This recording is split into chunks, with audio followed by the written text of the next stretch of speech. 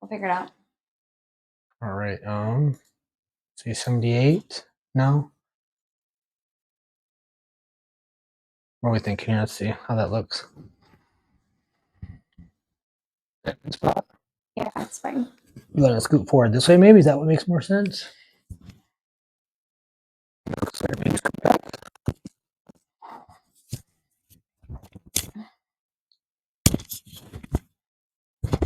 Is that where you want to be? I don't know.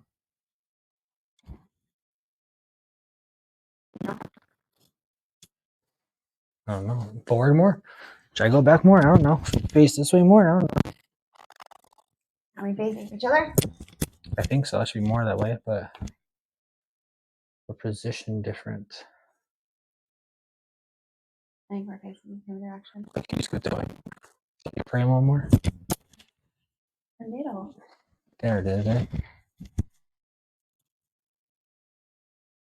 You look so ridiculous. Your face looks ridiculous. Are you recording or not? It's recording right now. Okay, well, then let's fucking start. All right, let's do your whiskey opening. So let's see about it. Hi, everyone. So this is our first video. Forgive us for being ridiculous. We've had quite the night. Meant to just record this, and then our toilet flooded because, you know, teenagers. So this is our channel. It's going to be about whiskey because whiskey wins because that is all we need to celebrate. We'll talk about our losses because obviously they create wins and they create stories, and then we're going to talk about our business. So we will get started. This is Shane. Say hi, Shane. Hi, everybody. Yeah, so we're definitely gonna go over our call this episode called Whiskey Wins in Business. Life in general, and also our business, and obviously how it is interacting together, because we definitely have quite the struggles managing life, business, relationships, and the kids. Oh yeah, we're in a committed relationship, by the way, so we're not just business partners. So that's a little bit about that. It's a challenge. It's a big challenge. That's part of what we'll discuss, is obviously understanding that, but we're using this channel as a way just to understand our business, understand each other more, open communication better, and also hopefully share our experience with people, because we're in the midst of a whole bunch of different things, and we're literally on camera here, and it's 9 o'clock at night in the middle of the week, and we're trying to scramble and stay ahead of it. I can see Crystal's already ready to be done with it. But we're pushing through. We're putting in our long nights, and we're ready to try to see some fruits of our labor. But here we are. So we figured we'd send our office here. Our whiskey cabinet, which Crystal loves to collect, a lot of it is from overseas, and then it's a Scotch collection. It's not whiskey unless you're in Scotland, and then they just call it whiskey. Otherwise, in America, it's Scotch. Either way, bourbon's better, so that's all that really matters. So, but it's our centerpiece for this art here, which Crystal actually bought. Was it Colorado 2 years ago? Yeah. Well, just a little year and a half ago. Year and a half ago. So it's a centerpiece of our office. It's about 5 feet tall. It's my height. But going into business, it is, we use it as a tax write-off. We can buy it with tax and business money, so it is under our write-offs and business endeavors. But it's a focus of our office. We have about 300 square foot office here. It's quite the mess, and you can see it off camera. But we have another desk over there. We have computers and lights and this whole spiel set up. So good thing it only focuses on the pretty part for now. But Shane. Either way, but yeah, we're here to kick it off and see how this goes. It's kind of be a mixture of life, business, and just what we're winning. And obviously, we didn't put in the loses, right? Because it doesn't really roll off the tongue as well as whiskey wins in business. But the whole thought is that it's just kind of business, getting our name out there, letting people know who we are, people, and understanding what we're doing, what we're looking to do, and how we're hopefully trying to survive this thing called life. So I guess a little bit about us. We started dating. So we're not only business partners, but we're actually in a committed relationship. We started dating, February of last year. So it's very new. By July, we had bought our first business, July of last year. And so we had only been dating for about 5 or so months, maybe 4 months, before we bought our first business together. And then we ventured into real estate. We have ventured into Turo. We have ventured into a lot of things while trying to learn each other and just figure out the whole relationship. So we took the honeymoon phase, but we don't want to do that anymore. Just decided to go business because that's kind of been both of our focuses for I guess our entire adult life. Like we've both been in other things. We've both been entangled with other people, and it's never really worked out for a lot of reasons. But then we kind of came together and we're both very business focused. So I had my own couple of LLCs when we got together. Shannon also had some business ventures of its own when we got together, and so it kind of came to fruition where you've everybody says soulmates, everybody says all these things. Like we found the business aspect, as frustrating as it can be at sometimes. So don't think that we're perfect in all of this. We fight all the time about the business. It comes in between our relationships sometimes. We get to be completely real. It's not all fucking honky dory all the time. Excuse my language. We'll edit that out. It's not all fun, but we found, I think, the middle ground. We're still working through it because we're only about 2 years into this. And so we're just trying to kind of learn. So we want to learn and grow in this together and kind of bring it to everybody to show the real people aspect, because I still work in my 9 to 5 every day. Shane is doing real estate full time now, and it's been a struggle, but there's so many more wins than there's loses, and some of these losses that we've encountered have really kind of pushed us forward into that win aspect, right? Like even with my job, I literally work 50 hours a week outside of my like extracurricular activities or extracurricular businesses, and while Jane's focusing on the business at home. And it's a struggle. It's extremely hard to do. It's not always fun, but we always figure out a way to make it work. We always figure out a way to just like move past it. And that's kind of what we want to show everybody. Like, it's not all going to be fun. There's so many people out there that it's always like, oh, I can do all this, and I did this today, and I did that today. And it's all fun, fun, fun, fun. It's just not realistic. So I would much rather people see the reality of things outside of the whiskey, right? Like the whiskey is pretty.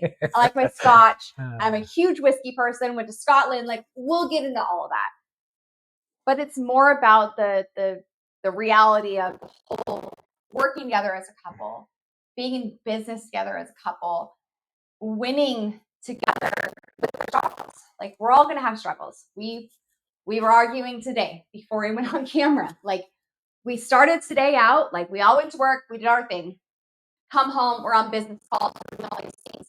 We have one business in particular that we are actually working on potentially going into. And it's not just as a couple, but it's basically like people, and there's buy-in, it's an affiliate, like there's all sorts of things going on here. And we're arguing, not necessarily arguing, but we're debating, if you will, about how we want to do this. Like, what do I see as me, as a person, as a feeler person? I am more of a feeler person. I'm an accountant by base. My 9 to 5 is analytical, but I'm also a leader, so a lot of it's feelings. But Shane is much more the visionary, analytical person, and it's what am I feeling versus what is his vision. And so I think that it takes a lot of finesse for both of us because my feelings get hurt in all of this. But we're talking about this business, and we both know that this business could potentially be very, very lucrative. And it could be something that we can work ground floor of this, and it could be an amazing venture. But how we actually get there together has been, I don't want to say a struggle. That's not really the word, but it's been a good debate back and forth to see both sides of the spectrum. Very analytical, very feelings based, very I want to be reserved, which is not normal because it's normally the opposite. Is I'm the reserved one. He's the hey, let's go. And so it kind of flips. So we're now seeing the other end of the spectrum for both of us, and I think it's been helpful to kind of look at everything from different point of views. And so now let's try to figure out what we're going to do with it and see if it's going to work out, and still discussing. But this is like the stuff that we go through, right? Like, we're going to be on camera and we're going to be like, hey, everything's great. And it's like, well, heck, off camera. Sorry, I'm gonna try not to swear. I have a potty mouth. I mean, it's in construction. So it's like, what do we really bring to everybody that's going to give them a real picture, not only of who we are, because that's the whole point of this, is who we are, and Scotch, but also what's the real avenue here? Like, what do we really bring to the table? Like, what is real life? Real life is not all flowers and sunshine. Real life has to do with tough decisions, quick decisions sometimes, arguments, debates, whatever you want to call them. But it comes with real life. Like, it's just not a thing. So that's kind of what, I know I went off on a tangent, but that's kind of what we want to bring to the table, to show you real freaking people who are dealing with real problems and real relationship stuff too, at the same time being business partners. And Scotch. We're gonna go back to the Scotch. Back to the Scotch. It's always back to the Scotch. So with I think a way that we've been trying to currently win it is by defining boundaries. It's a long process by actually using the office space. We have a nice size office. We're probably 200 square feet here. It's actually a whole section of the house here, but actually defining physical boundaries of the house here. And we do most of our business talk in here. So when we actually leave the office and shut the door, we usually leave the office like when the business is wrapped up for the day, so that when we can go out there, it's either whether it's dinner or going out, or whether it's watching Netflix or whatever we're doing. We try to separate at least by a physical boundary that triggers a reminder to like disassociate a little bit. Now, obviously, it's not always perfect. Obviously, it bleeds, but I would say having this compared to like when we're at the old house or in my apartment, which was like really small, like we slept and worked and ate all in the same space. So it was like there's at least separation of space, which at least for me allows my brain to compartmentalize at least like workspace. So I don't go out in the living room and work as much anymore. I try to do it in here. Been a struggle with Crystal trying to get her to work in here more. And now it has a nice multi-screen desk and all that stuff. So hopefully we're focused here. But I think now that we're here, we can set those boundaries. It allows us to spend, which goes to like our wins now, spend less time amongst each other in debate and discussing our fears. And it is more about going through direct executions, because we find that a lot of the fear of business and money and time bleeds into the relationship. And sometimes it's not quite clear whether this discussion is business focused or is this business about insecurity, or whether it's relationship discussion that needs to be had. So try to keep our discussions focused on one or the other by using a, I think it's been useful for us. Our office was pretty vague about 7, 8 months ago. And then when I quit W2, we parted ways about 3 months ago. We've really invested quite a bit more money into the office here. We have new desks, new stands, multiple screens, new computer. So we've actually made it like a workspace, which I think goes back to, you mentioned earlier, that when you come home, you leave your job playing the boss director and you're ready to like offload your emotions. For me, I'm still in the office and I'm still at work. So when I communicate, I really thrive on clarity, direct response. I've asked her numerous times. I think it's one of the things we're working on is to say no more. Either turn me down more and don't take on a task that you don't think that you want to do because you feel obligated to, but you don't think you can do the timeline, then just say no. Like, I have no problem with you not being able to do it. Just I'll do it. Just don't say yes. So learning to say no, you find the parameters, and then just being very clear and articulate. So I think quite often I will say like, all right, what's the point? What are we getting to? There's a lot being said here. And I find that we can usually condense our elevator pitch into like 10 words and get right to the point and then move on to the next task. I'm a wordy person. Like, I've taken multiple personality tests and all those things, the Myers-Briggs, the Insights, all of it. And while I'm a leader, I'm a finance director for a company, so I oversee more than 30 people every single day. And I have had to go from this like big box, biatch, do as I say thing and person to having more feelings and connecting with more feelings, because you have to relate to everybody. And as a millennial, people want to have their feelings met. And as I go through, and I'm a very old school person, my parents are boomers, right? Like I've had to kind of get on the it's less about necessarily work ethic and it's more about how people are feeling. It's more people centric than it is business centric. And so it's hard for me to disassociate that sometimes as a business owner to be more people centric and in my feels, if you will, as a person, and get to more of this direct acting as an owner, like in the business completely, because I'm not used to that. So I've been in construction in upper level management. Interrupt you there. So the defining line is, would you say, turning off your employee mindset when you come to work or to the office here at the house and be a business owner? 100%. I will say that extremely hard. Harper on her constantly, like, hey, like skip the emails, skip the social media responses, like let them sit for a day. We have to do things like this video. We have to work on our estate plan. We have to work on our 401ks and self-directed IRAs, our new IUL. So it's like these things are going to provide us money and substantial abilities to work on deals and business and real estate. And responding to Bob or Jim's comment about connecting on a Zoom call, it's just unfortunately going to have to wait till the next day, you know.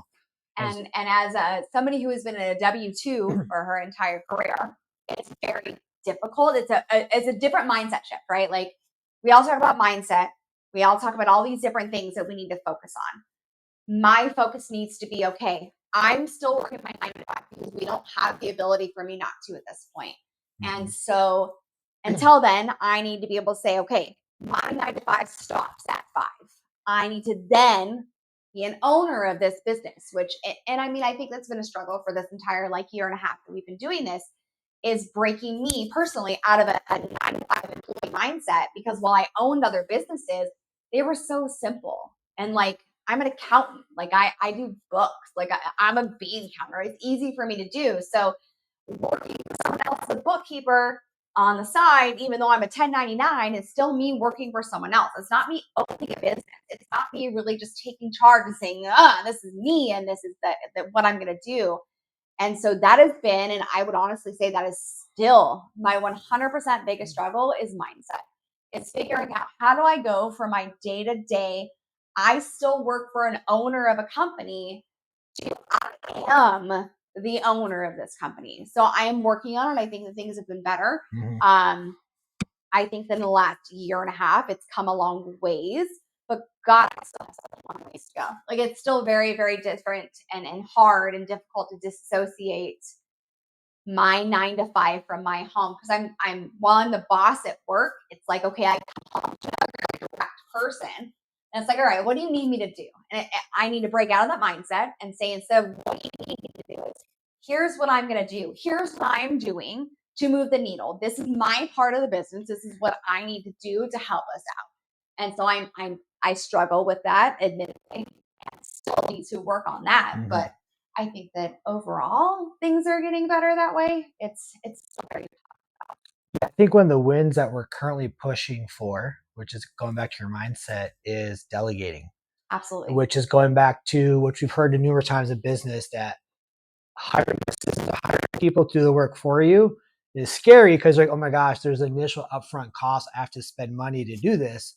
Where do I find that money? But I think in reality, once you start offloading these tasks, the decisions you make now will be not dollar decisions, but tens or hundreds of thousands of dollars to those people we have. So I think that pressure to perform makes you think quicker and decisively. And also, I think even at the end of the day, even if we don't actually make a return on our investment yet, people we're outsourcing work to, whether it's we have looking at a stateside assistant and we have virtual assistants currently, I think it just makes the quality of life better. Even if our income is less, or even if it's neutral, whatever, but we work 10, 15 hours less a week, that's still a win. So time is money. Outside of the dollar amount is also the time relief and just the mental happiness of it. Because at the end of the day, if it's always miserable forever, or you die rich, what's the point of dying rich if you don't have to live with it?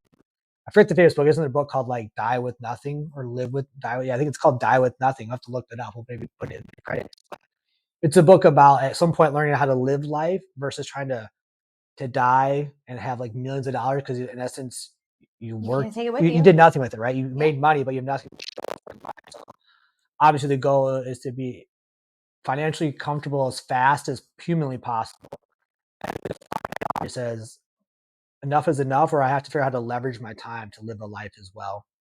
Because we have so much on our plate now and so much more that we want to do. It's only going to require that we alleviate our time and that each business comes from a full time job to like an hour a week to do our goal. So another tricky thing I think we're trying to do as we bring on assistants is how do we figure out who do we like give tasks to and what tasks are we giving. So I think we're gonna try to figure out some of our own tasks. I think a win for us would be that we actually just hire someone on and kind of let them show us what they can do, whether it's good or bad, but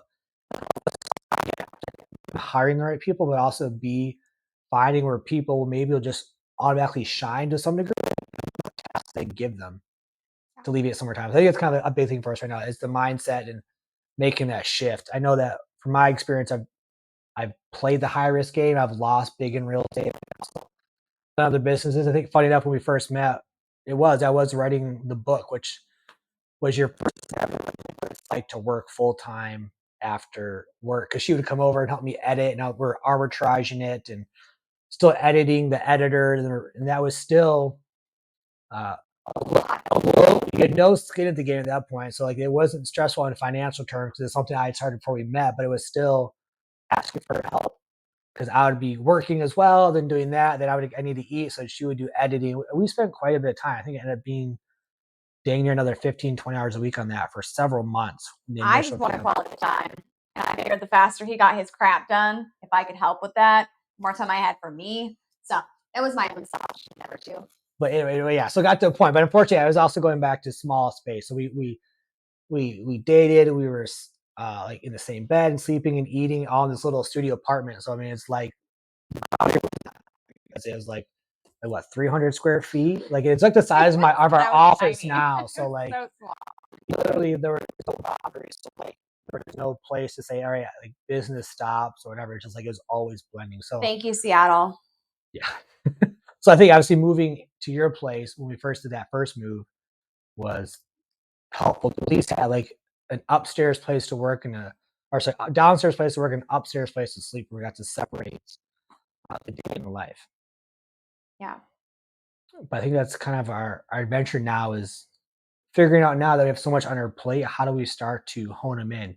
I would say that's my biggest challenge, which I started to tackle was to mind map what we foresee as our major goals. We have 5 major goals now, and then trying to figure out how we start to streamline our focus on those, and probably won't be all 5 at once. We'll kind of do 1 or 2 heavily, and then maybe loosely dabble the ones that people are aware of it. But there's obviously no way for us to do all 5 at once. We just have the resources to do that. No, we're not. More particularly time, having financial resources, but just for sake of time and doing it effectively. So I think we have 5.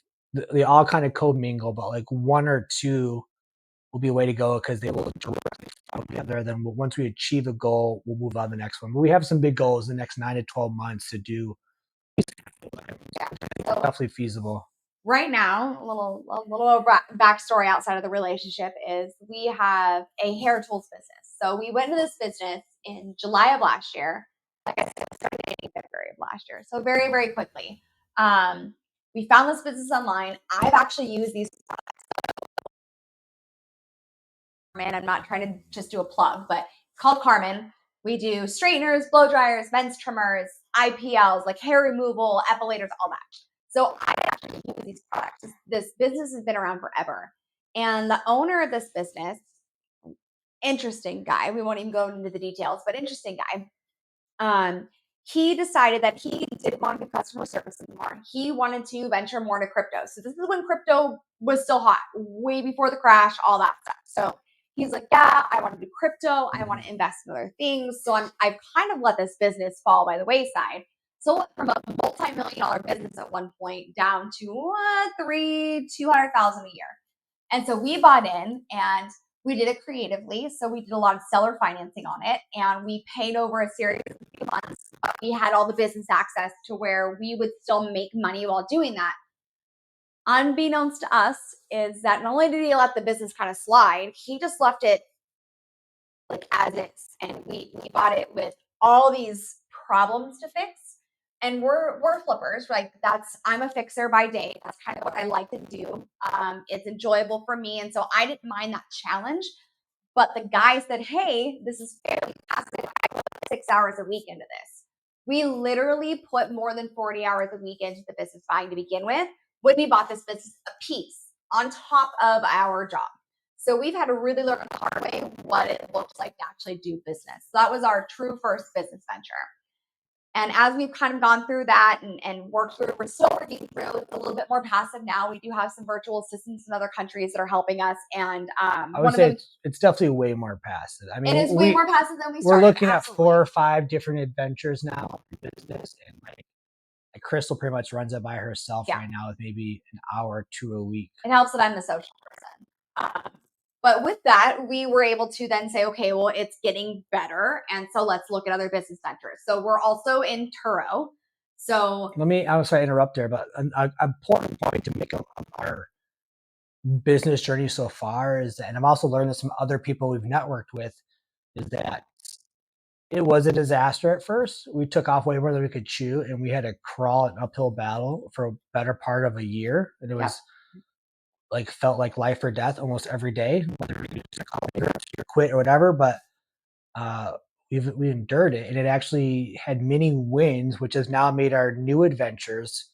So let me back up. So even though we didn't get like this huge financial gain from that business, it set us up for success in all the new endeavors we do now in terms of know-how, things to look out for, how to hire people, how to find things, how to scale marketing teams, how to look at contracts, how to go through escrow, how to do seller creative financing, and then also just how to talk business. We got business vehicles now. So like it was a loss, but I said, you only see the wins in hindsight, right? So we're looking at now, it's like we didn't grow financial freedom from it, but we hoped we would be, or even to some degree, but we gained a lot of intangible assets. Yeah, that made a lot. So we still in the business. It's still very lucrative. It's actually helping us pay for some of the other stuff we're doing now. So it's totally steady. We're still good to go. A lot of lessons learned. It's like Shane said, not as lucrative as we were hoping, but that doesn't mean that maybe if we put more effort into it, it wouldn't be. Right now, we're just kind of holding steady because we see the benefit of the other things. But it's still a win for us because we bought a business. We put a crap ton of time into this business outside of the financial side of things, and we are now on a steady incline instead of a decline. So overall, it's a win. I mean, it makes real estate seem easy, right? Because we've got international tax law, international accountants, international compliance regulations, translators in different countries. If anyone needs an e-commerce help, let me know. We're experts at this point. Germany, Spain, France, Italy, all of them. They all have different crap. So, or the Amazon chaos. Or Amazon. Amazon could be a whole series itself. That is a whole other, yes. That's another video of I hate Amazon and here's why. I will give you an entire but I wanted to touch base on that because going back to how we gained intangible assets, but I will say that other people we've networked with who I believe to be successful, bigger players in our community of people who've got finances and wins, they've all experienced a gut-wrenching loss. They've all had extreme misery or something, which have taught them some lessons. Some of them are still working through that, but what I've learned is the people who I find to be generally the most trustworthy and the most successful so far are those who have also lost the most. You have to, right? Like that's the only way to learn your lessons. Most of us are not handed things on silver platters. We're not fed from that silver spoon or that gold spoon, whatever you want to call it. And we have to experience all those things in order to actually make ourselves better. We can't learn from being taught everything. Like we have to learn from experience. Like I always told my parents, you guys keep wanting to shelter, and you can only shelter to a certain extent. And while the sheltering and the lessons learned from you is great, but I have to learn my own lessons. It's the same thing in business. I am still not happy, even a little bit, about some of the lessons that I've had to learn the hard way through buying this business. However, It's a big loss. Like it's a big mind shift for me. I'm still dealing with it, clearly. So, however, that being said, it has also set us up for what we want to do. It was not a fun ride, but it's got us to a place to where we can now focus. Like we're not going to go that route again. We have learned our lesson, even though it was a very difficult lesson. We've learned our lesson. We know what not to do now. We become more savvy into what to look for, the questions to ask when we're buying businesses or real estate. Like we're in real estate now too. We're buying homes, we're buying businesses, we're buying multifamily locations. Like we're doing all these things.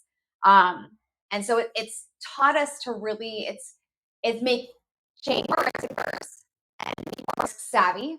To where I'm like, okay, well now we can kind of come together and instead of going 1,000 miles an hour or going 2 miles an hour, we're now going 100 miles an hour and we're kind of meeting in the middle. So we know what to ask. We know what to look for. So it's really taught us a lot of very valuable lessons.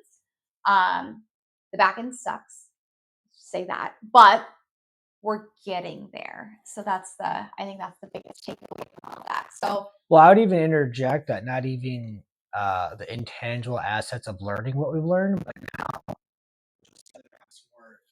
far more experienced people, far more successful people, is that some of our resources are starting to blend. We have an opportunity to share resources from business one into business two, but it'll probably just be these really small leaps until we figure it out. But like we start to have possibility, or we also now have network of people in our pocket for those losses because we had to really scramble hard to find people to dig ourselves out of a hole who can now either help run the next part of another business, or they can now be used to scale that part of business. Yep. So I think that's the big thing for me is now that we have multiple endeavors. We're not ready to take it all on yet, but we're starting to put people in place and start to at least network and get people in our pocket who can now delegate or leverage those assets. So we can definitely take on more. So I don't see our team now as just I am like, oh crap, where do we go? It's you and I and a Rolodex of like 150 people we can now connect with who can likely solve our problem, or if not, maybe within 1 maximum 2 degrees of separation, connect us with someone, right? I mean, we found for part of our business acquisitions, our Turo driver, or my old Turo buddy from years ago, which just rented cars from, became buddies, referred us to an attorney who became a business attorney for us, which referred us to another business attorney we found, who's also referred us to another attorney who's now going to do our estate planning. So the one connection that was seamlessly unrelated to even this whole endeavor spiraled into 4 or 5 connections who each have components of business, who also now will be in our Rolodex, will also now be on our business, who now also be able to, I guess, go under our umbrella of businesses, whatever that may end up being, or whether it's real estate or homes or whatever. But I think we're not necessarily less more risk averse now. We're more suited for more larger risk because we now have resources at hand to take a bigger leap because we have someone else who can hold our hand through it. But we also know what to look for and know how to approach these things as to where we didn't know that before. So I think that's more of our risk adversity. We now know the questions to ask. So it's a mindset shift, right? Like to a degree, I think we definitely, do. We've got some mistakes on our plate now that I know they're out there. And as I've learned from other people, unfortunately, after the fact, luckily they haven't blown up in our faces, but there are things that I know that we've done that are leaving us exposed a little bit, especially on our lending side, that I know better how to rectify them now. But it's kind of after the fact. Yep. I mean, luckily, I think More we did a better job of vetting an individual, which obviously doesn't guarantee anything. But when we first did our other business, we did have some wishy-washy feelings. At least on this time, when we were lending, we had wishy-washy onboarding experience due to the typical chaos of real estate. But the people we liked better, they were up for us in front. So there was, I guess, more trust until, even though it guarantees us nothing. Even if the experience was to go bad, it's gone smoother. Yeah, I'll agree. So we're still making mistakes, but we're learning better at vetting people, which is obviously what we do now. It's mostly trying to raise private capital and doing, I don't know, some 25 to 40 Zoom calls a week makes it very useful. I think even connecting to one of the community members the other day, making a joke about he did what 17 Zooms on a Monday. So he was talking about how his time gets booked. I actually had to book his calendar in the midst of booking, like the day he started disappearing because he was like getting booked so fast. I couldn't schedule fast enough. But I used to say, I think it's how people are learning more because you're learning by obviously most of other people's mistakes, but also you can pitch your mistake to someone in a hypothetical before you commit to that. So I think, I guess going to a kind of circumnavigating back is that I think we still make some of the same mistakes we have been, but we're catching them faster. And we have a network to help us protect ourselves faster. A lot more mitigation. A lot more Absolutely. mitigation. So, kind of back to where we were going. We're also on Turo. So we have cars on Turo right now. It's a pain in the butt. Turo's amazing. We've been able to buy and secure 2 different cars. So my car was already paid off. I have a sports car that's on there and it does really well. We bought a Jeep Gladiator. So the truck, it's all blacked out, beautiful red rims, like color my hair red. So it stands out a lot. We also have a bright red Bronco 2022 that we were able to secure just simply by being on Turo. So it's allowed us to get some cars, get some fun cars, and when they're not rented out, which is very often, or like it's they're always rented. We can play in them sometimes. We're hoping that this winter we can go to the pass because we live in the mountains and enjoy our cars. But it's a way for us to secure these cars without having to pay for them. We had, I think the most we paid so far is like $5,000 out of pocket for one of these cars. And so we pay $5,000 for essentially a brand new car. We have to get any other payments. So our bills, and then it also makes us some cash flow. So that's always been nice.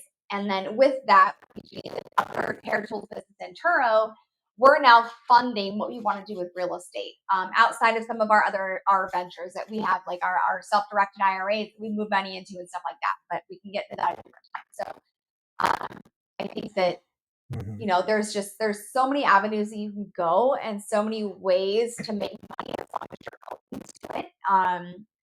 And with the Turo, like we're looking for more cars so that we can actually start to pay someone to do it for us. We're about 40 miles from the airport. It's kind of a pain to get there. Luckily, I have a very flexible, well, I wouldn't say very, I have a somewhat flexible schedule at work to where I can kind of come and go. And go for an hour to take a car to an airport and come back. Like it's not as big of a thing. But we're trying to make that more passive to where, hey, we have these 5 rentals this day. Can somebody now come in and take them for us? So we're working on that. Well, interrupt you. That kind of goes into there's 2 points there. So obviously, you mentioned $5,000 for the cars, which is not a bad endeavor for us, especially since they're all under LLC, they're all under business financing.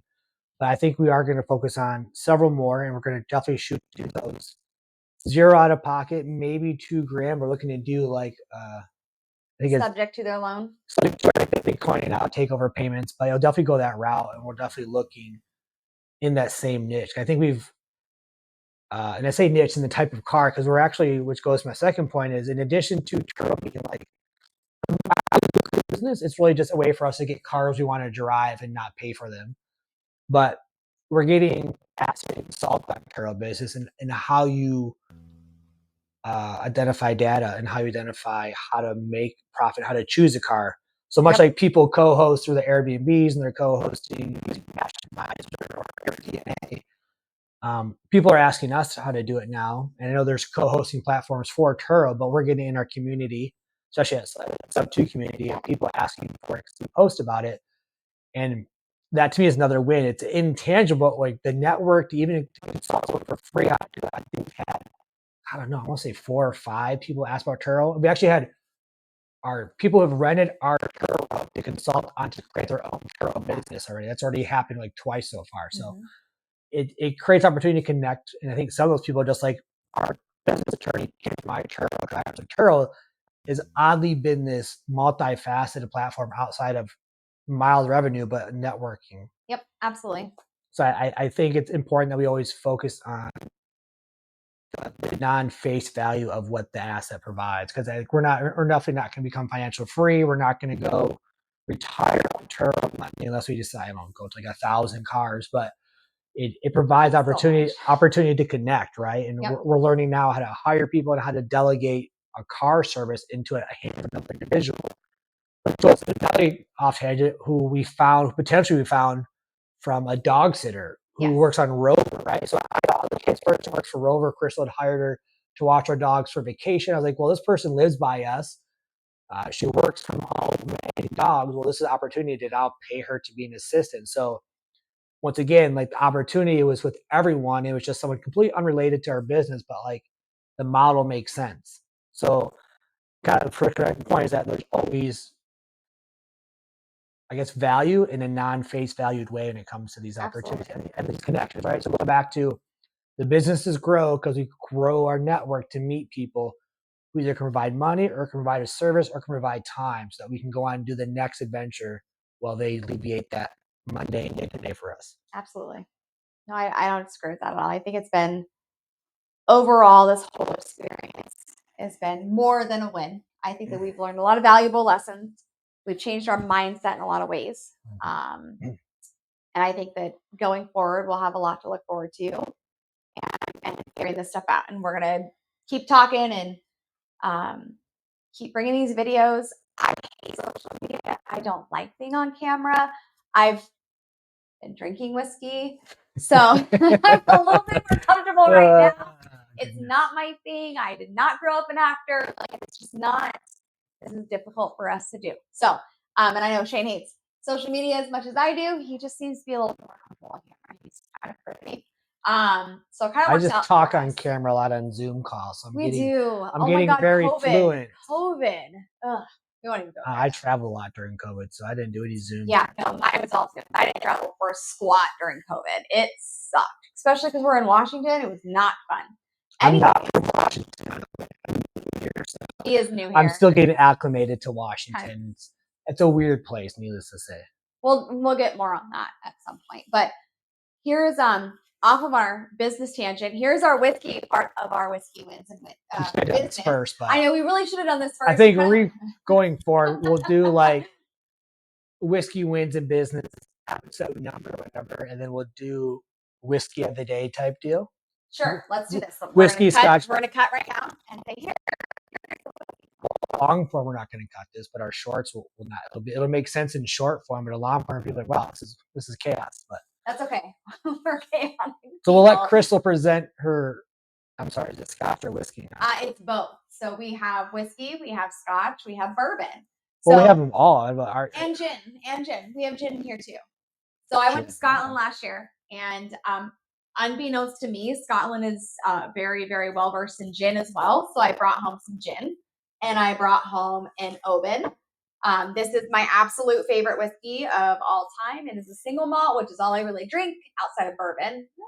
Sunrise. But this is straight from the distillery. You can't get this anywhere but there. I have not opened it yet. It's just been sitting there. It has been like over a $200 whiskey that just will never touch until I guess we put in the ladder or something. I'll open it at some point. But to be fair, we buy quite a bit of whiskey. We have some Scotch over there by the computer that we have been sipping on. That's what I've been drinking all night. But is there Scotch in these guys too? Not anymore. No, there's some little things in there. I drink a lot of Scotch. There's one here. This is your fun stuff. Yeah. So one thing that I belong to a whiskey club. This is flavor. It's amazing. If anyone wants to do that, you get these little vials. If you can see, you get 3 of them every quarter, plus a bottle of whiskey. It's well worth it. Plus you get like crazy discounts from other ones. Are you trying to get a sponsorship now, apparently? No, I'm just saying. She's hoping someday I'll get a sponsorship now. I mean, I wouldn't be mad about that. But we had a great time. So Shane already talked about kind of our picture back here. We got this in Denver last year. So I travel quite a bit for my W-2. And one of the places that is very regular on our list to travel to is Denver. His second home, soon to be my second home. I was born and raised in the Washington area. I love Denver. It is so much fun. There's so much to offer. The outskirts are amazing. I'm a very big history buff. And so anything that looks like this small, little, ridiculous town of old is 100% my thing. Like, I grew up in the city. I don't like it. So what she's saying is she wants to buy a couple homes in Colorado for those of you who see this and have Colorado homes to offer, we're definitely interested. Very much so. Between Fort Collins and the Springs area. He's going on a wide We're stretch. going pretty wide stretch, but obviously, I would say with 40 minutes of the Denver metropolis, Yes, ideally. Yes. But while we were there, so I didn't know originally that The Shining, I'm a huge horror movie buff. Eventually we'll talk tattoos, and I have lots of horror movie tattoos, but I'm a huge horror movie buff, and I had zero idea that The Shining was filmed in Colorado. So we got together, we started talking about horror movies. He likes horror movies too. And he goes, oh, you know, that's filmed in like not that far from Denver, right? And I'm like, wait, what? And he's like, yeah, it's in Estes Park. So we got a chance to go in July of this year, of 2023. And he's like, yeah, we can go to the Shining Hotel. And it was like, Goonies is one of my all-time favorite kids movies. And I got to go to the Goonies house and I was so excited. But when he said, we're going to the Shining Hotel, I just about died. It was amazing. The hedge, however, not a real hedge. A little disappointing there, but they have this awesome whiskey vault. So we go into this vault and we learned that they literally will contract with whomever, whatever distillery, whether it be in Scotland, in Ireland, here in the US, and like wherever, to do they bottle them themselves. And you can literally only get it there. We went and did their tasting, and that's right. I forgot. Generous enough. It's a very, very like there's only like 8 people that can fit at this table. And so you have to, it's hard to get into, whatever. So the guy was generous enough to give us extra.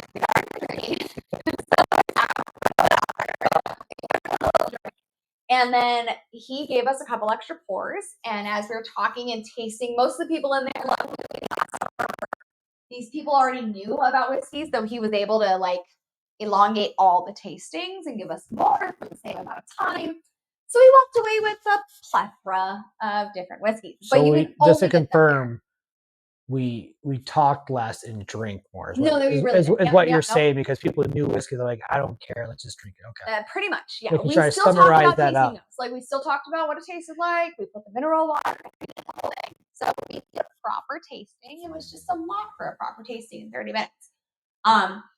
Needless to say, they know what they're doing. We pay for the tasting, we get a little toasted, and we buy a lot of whiskey. So we bought a lot of whiskey, and these 4 bottles up top here are actually from that whiskey tasting. We have Irish. We have 2 local to Colorado. Actually, wait, that's Utah, right? 80 Laws? No, 80 Laws is Colorado. That is Colorado. It is Denver. I'm High West. Sorry. I'm Denver buys. 80 Laws is my favorite. They're 4 grain select. One of the few who uses 4 versus 3 grains, but it's my take. I digress.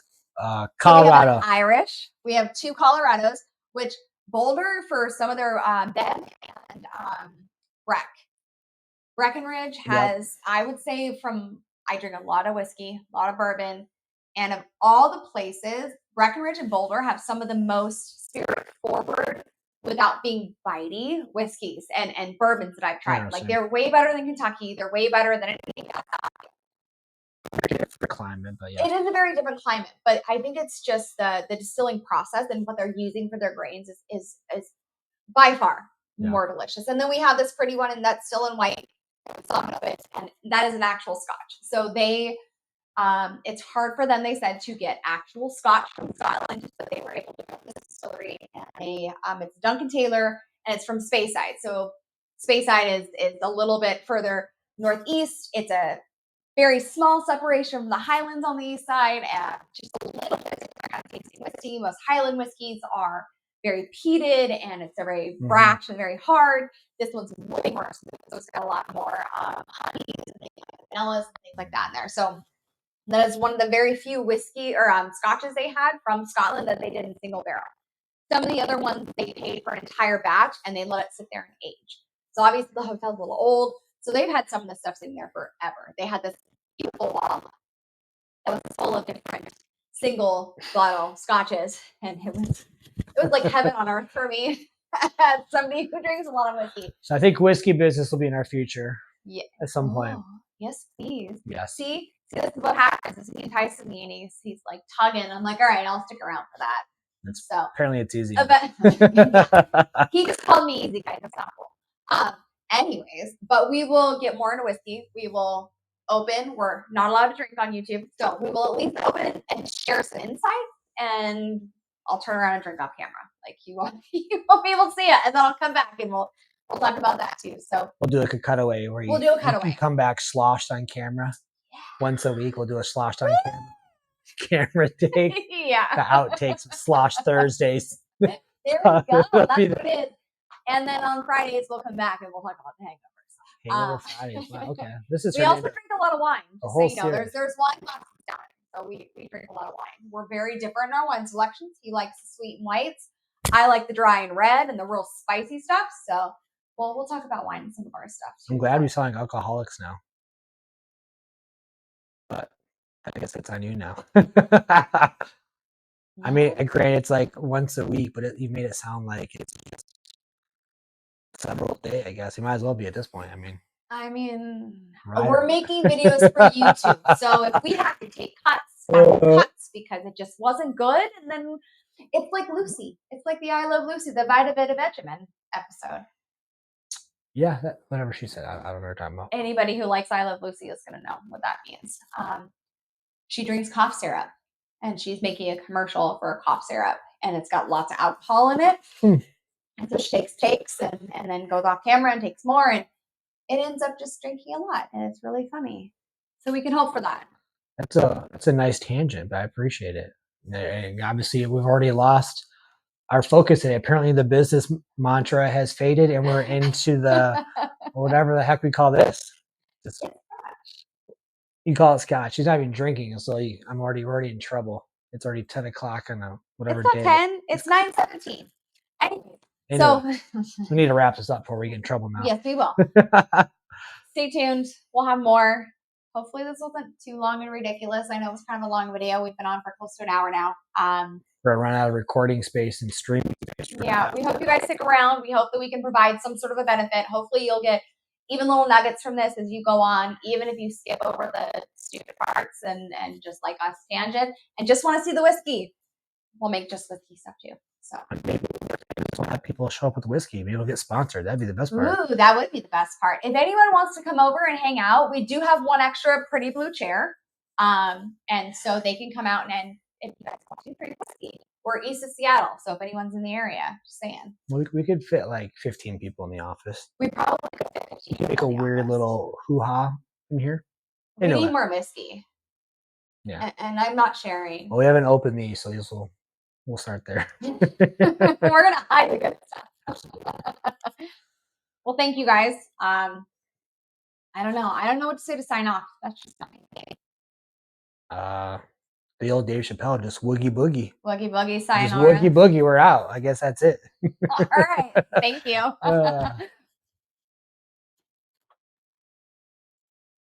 Put that ridiculous lesson note. God, that had to have been